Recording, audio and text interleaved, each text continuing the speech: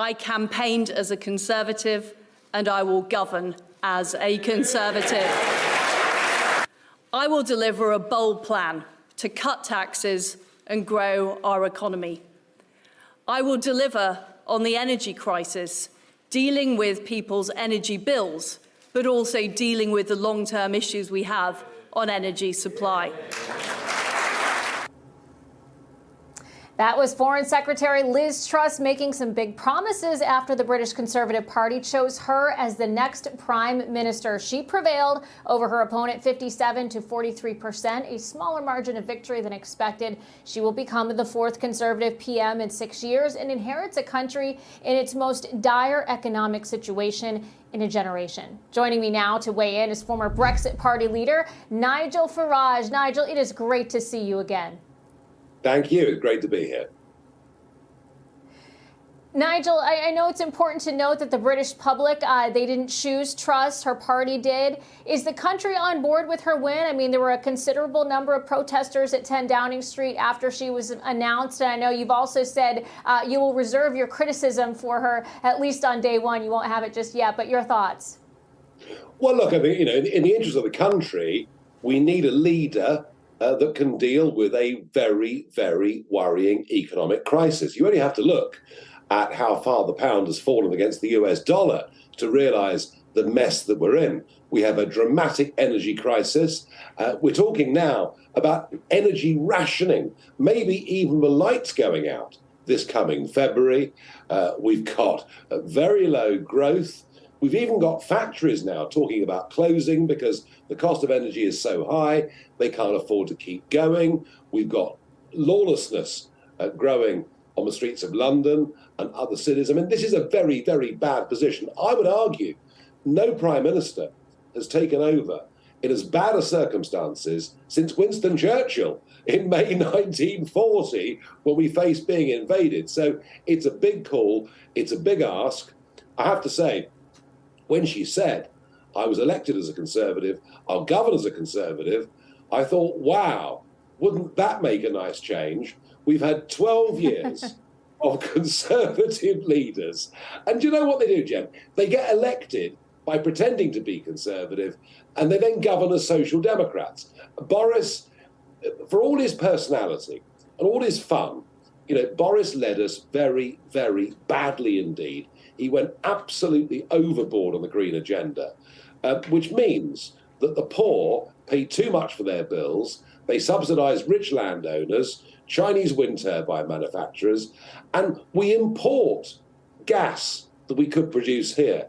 We import coal that we could produce here. We import oil that we could produce here. Now, Truss is talking about a very dramatic U-turn on all of those things. And even though I'm skeptical because in the biggest decision since 1945, namely, are you a leaver or a remainer? She was a remainer. But you know what? Grown adults are allowed to change their mind. If she genuinely now believes in an independent, democratic United Kingdom forging its way in the world, and she's going to reverse the tax. I mean, can you believe a Conservative government has increased taxes? You may remember in America, George Bush Sr., read my lips, no new taxes. Well, no wonder he lost the next election. So, look, I want to be fair. I want to be fair, and I'm going to give her some weeks and months to carry out her promises. Otherwise, it'll be yet another Conservative making promises, making the right sounds, not delivering. And if that's the case, the Labour Party will win a landslide in our next election. Well, Nigel, I have to say it sounds a lot like what Truss is going to be dealing with going forward in terms of a country in crisis, is a lot like what a future U.S. president might be dealing with in the next couple of years if they inherit this country the way it is right now under President Joe Biden. So when you talk about what's going on right now, you got the double-digit inflation in the UK, looming recession, sky-high energy bills. Do you think she is equipped to deliver on fixing these problems? You could never judge a man or woman's bravery until they're actually in conflict. And she will go into a Westminster establishment, a number 10 Downing Street establishment, determined for her not to be a radical prime minister. She's going to need terrific courage. She'll have to take on the BBC, our deep state civil service, which they've increasingly become, many in her own party. She's going to have to be very, very brave. She's going to have remarkable human qualities. Whether she's got them or not, I can't judge. And you know what? I doubt even she knows whether she's got those qualities. It's part of being a human being. We never know who we are until we're really tested. Well, boy, she is about to be tested. She will go tomorrow to meet the Queen, which constitutionally has to happen. The Queen will approve her prime ministership.